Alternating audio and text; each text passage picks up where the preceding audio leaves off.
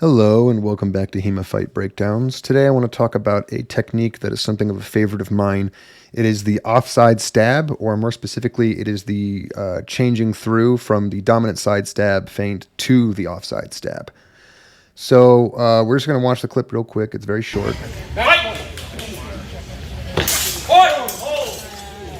Now this is something that I like to do specifically for a couple reasons. One is the setup.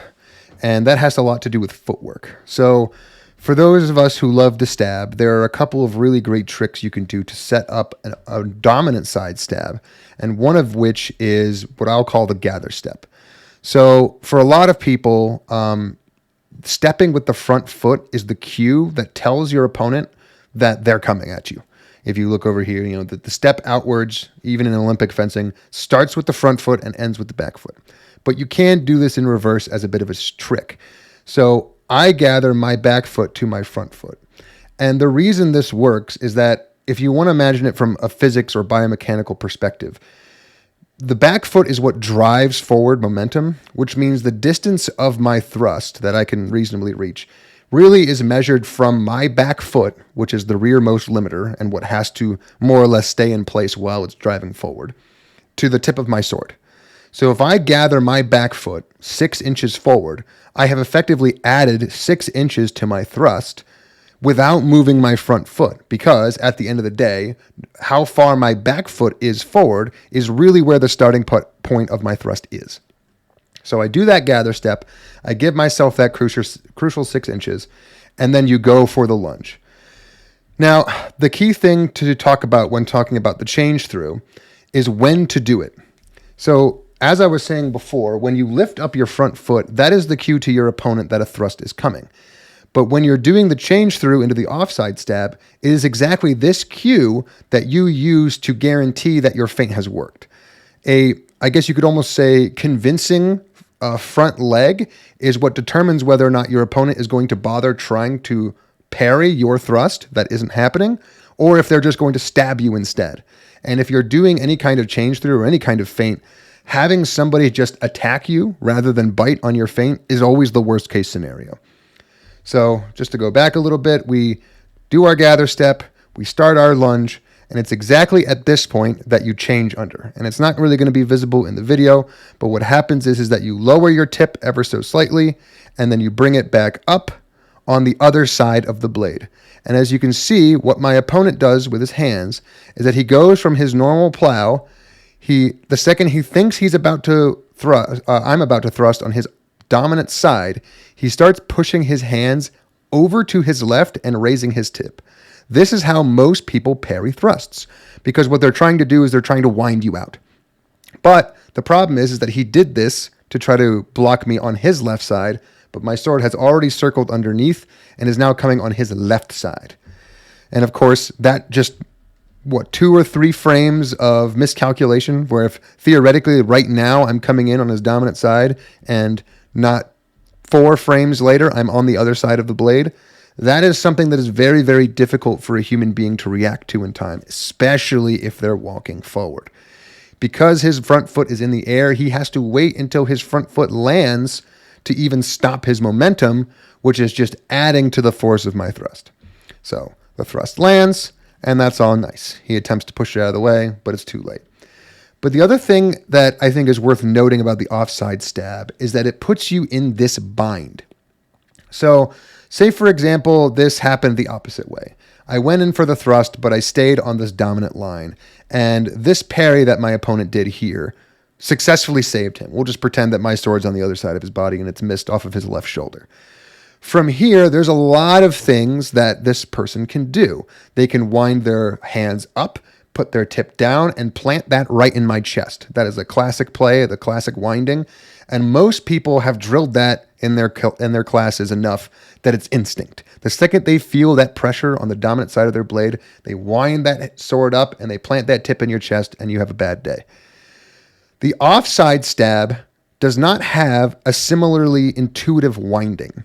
So if we want to pretend a worst case scenario here where this stab did not land, and instead my opponent successfully pushed my blade off to their right side instead, In order to wind up the hands and dip that point into my chest, they have to do it with crossed arms in their right ox. That is a very, very uncomfortable position. It's a very unwieldy position. It's not something that people practice a whole lot. And I would say that it's significantly less likely to be pulled off. What is instead far more likely is that someone will windshield wiper your blade off to their right side. And at this point, there is a tempo where you can close the distance and you can do other things to protect yourself from the afterblow. So whereas a winding in the indes would theoretically be a one-tempo affair where he would push my blade up while lowering his own tip and I would just run straight into his blade and impale myself, the windshield wiper, which you see very dominantly on the outside line, this right side of my opponent's body, is one in which it would be a two-tempo affair where he'd push it off to the side and then attempt to come back in with a counterblow.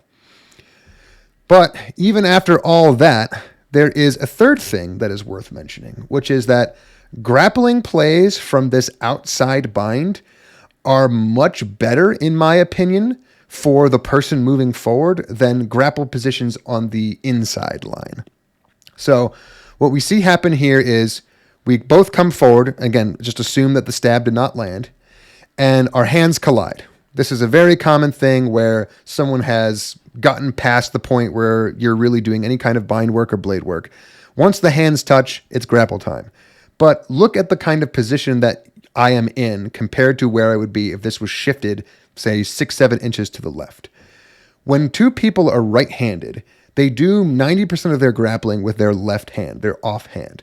That is because they can let go with their left hand, keep the sword in their right hand, their dominant hand, push the opponent's blade and hands out of the way with the left hand, and deliver a blow with the right hand. And when both people are right-handed, they're both going to be looking to do the same thing. So oftentimes the game at this range is who can get their left hand onto the right hand of the opponent, or the sword hand of the opponent. When someone parries you off to their right side, you have a very different bind or hand press position than you would normally. Think about the some of the plays from Fiore, where because my left arm is naturally towards the right side of his body, it is much closer to his sword arm than it would have been if this was shifted off to the left. When two people who are right-handed bind in the center and their left hands are binding in the center or off to my right side, their left side, the person who's closest to their non-dominant side has the dominant position in this grapple. So in my opinion, the offside stab has these 3 layers of protection.